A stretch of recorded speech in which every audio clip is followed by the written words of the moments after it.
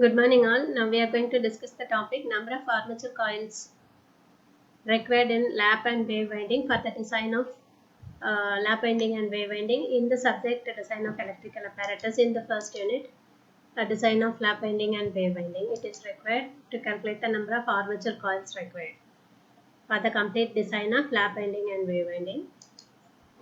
So number of armature coils required is what we are going to calculate with the criteria that the maximum voltage between adjacent commutator segment at load should not exceed 30 volt. So this is the criteria we are going to consider here to calculate the minimum number of coils required for lap winding and wave winding. So these are the equations already we are very familiar. So E is the average EMF induced in conductor, that is BLV. B average L into VA. P is the peripheral velocity of the armature or shaft. L is the length of the armature, B average is the average flux density, and we are going to consider the relationship between this maximum mega flux density BGM to BG is 1.3, and you know the EMF equation of DC machine is pi z n into P by A, where n is in RPS, the speed of the machine in RPS. Suppose if it is defined in terms of RPM, the equation will be phi is at n into P by A by 60. So usually the BG will be calculated based on by using this equation B average by KF. KF is the field form factor, or it is the ratio of polar to pole pitch. So with this constraint, that is voltage between adjacent commutator segment ECM should be less than or equal to 30 volts, so as to make the commutation perfect, or otherwise more spark will be produced in the machine. Field form factor, this KF is going to be assumed with a value of 0.66. So the average EMF induced in a conductor, as we know, it is EZ, that is B average L into VA. So then we are going to calculate maximum EMF induced in a conductor. So we are replacing this B average with BGM. So it is BGM L into BA, and the relationship between BGM and BG is 1.3. So BG is B average by KF. So we are substituting for BG as B average by KF.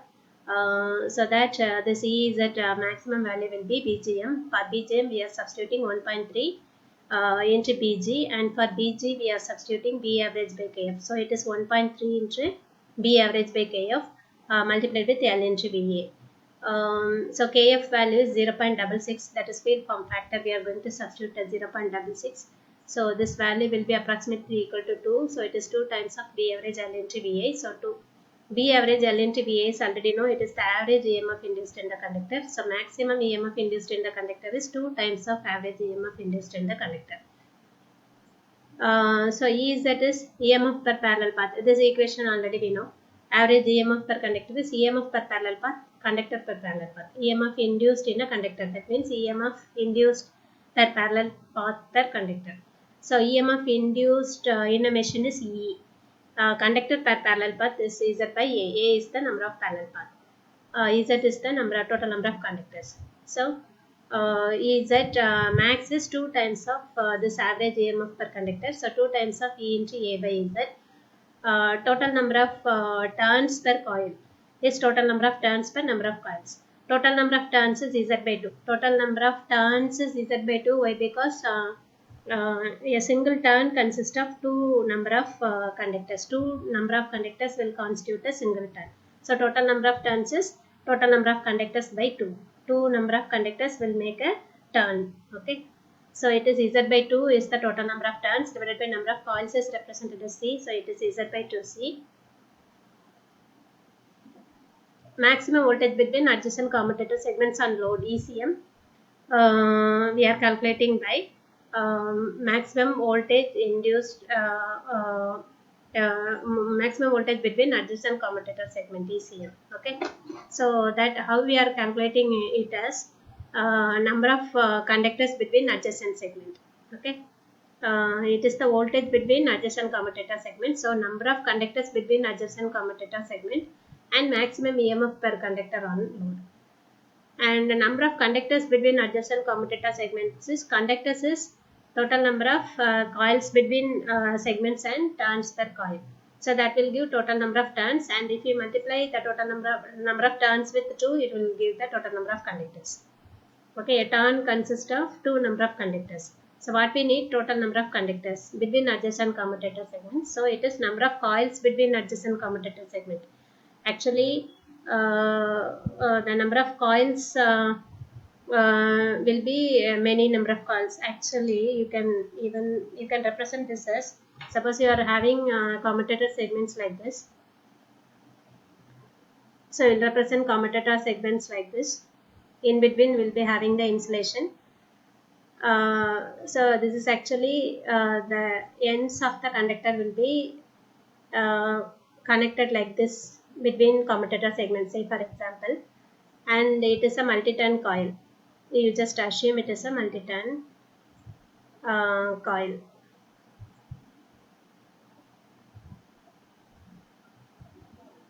Okay, so you assume that it is having it is a 3-turn coil, and it is also a 3-turn coil.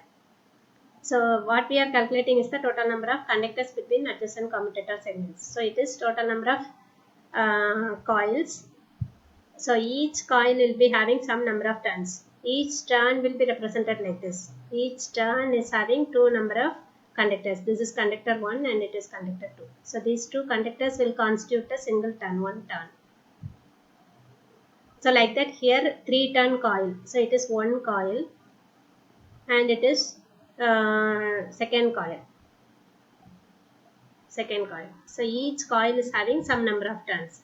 Each turn is having 2 number of conductors. Okay. So number of coils between adjacent commutator segment. So how many number of coils between adjacent commutator segment? 2 coils. Actually here 2 coils. Each coil is having 3 number of turns. So how will you calculate the number of conductors here? So here 2 coils are there. So each coil is having 3 number of turns, 3 turns. And each turn is having 2 number of conductors. So total number of coils, total number of conductors between adjacent commutator segment. Okay, total number of conductors between adjacent commutator segment is 2 number of coils. Each coil is having 3 number of turns. Each turn is having 2 number of conductors. So that is the total number of conductors. So this is how we have to calculate. So okay, see here. So total number of coils. So number of coils. And in the case what we have considered, there are 2 number of coils and turns per coil. Each turn is having 3 number of turns per coil. How many turns per coil? It is 3 turns per coil. Each coil having 3 number of turns. And each turn is having 2 number of conductors. So that is actually number of conductors between adjacent commutator segments. So it is maximum voltage between adjacent commutator segments and load is total number of conductors between adjacent commutator segments multiplied with maximum EMF per conductor on load. So total number of conductors between adjacent commutator segments is total number of coils, turns per coil and 2. And then EMF, maximum EMF per conductor on load is E Z max. So now we are substituting. So NC, turns per coil is, turns is Z by 2, per coil is C. So it is Z by 2C. I multiplied with 2 to convert this turns into conductors. And E Z max is 2 times of E into A by Z. So ECM is equal to, this 2 and 2 will get cancelled. So only 2 is there. So it is 2 into NC. This Z and Z gets cancelled. So it is 2 into NC into E into A divided by C is the equation for ECM. 2 NC EA by C.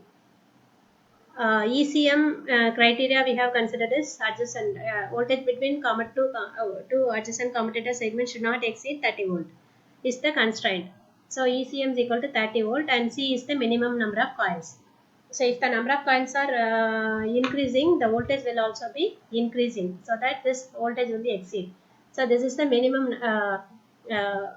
This is the minimum number of coils this will give. For maximum EMF, the minimum number of coils. Coils can be calculated by substituting these values. The 30 is equal to, so it is 2 times of NC into EA by C minimum. So C minimum is this 2, so it is 15. So it is NC EA by 15. For a lap winding, A is equal to P and the number of coils will always be equal to 1. And so it is C minimum will be equal to EP by E into A is equal to P in lap winding, so it is EP by 15. And for wave winding, A is equal to 2 always, NC is equal to P by 2. Number of coils will be P by 2 always. So it is after substituting this NC as P by 2 and it is E into A is 2. So this 2 and 2 will get cancelled. So again you will be getting EP by 15. Okay.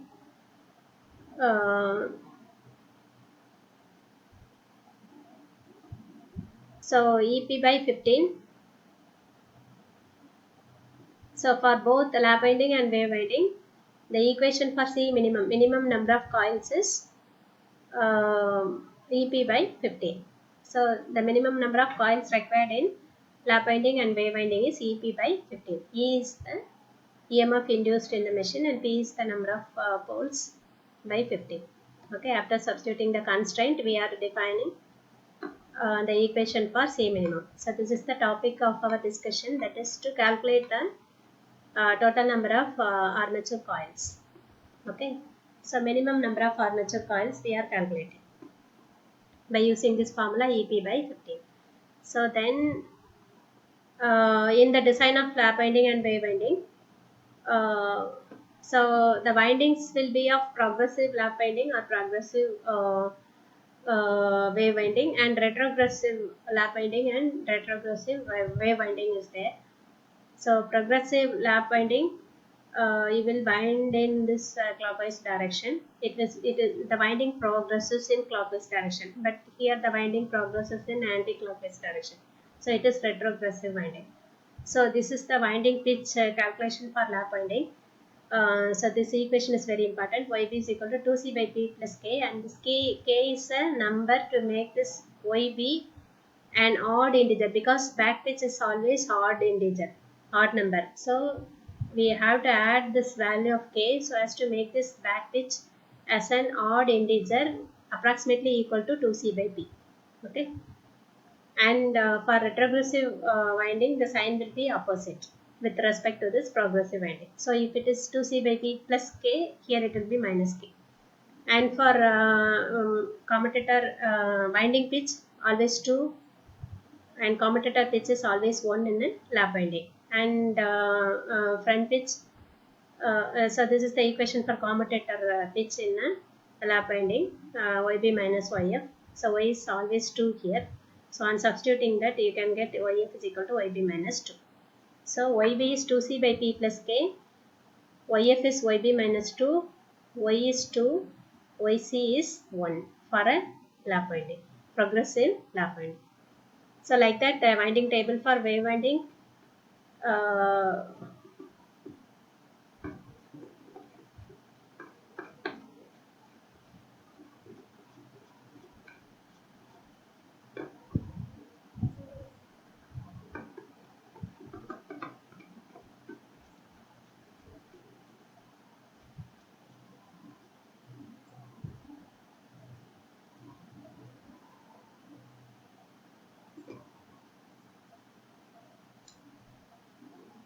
we will discuss later. After completing a problem in lap winding, we will discuss about wave winding. Okay.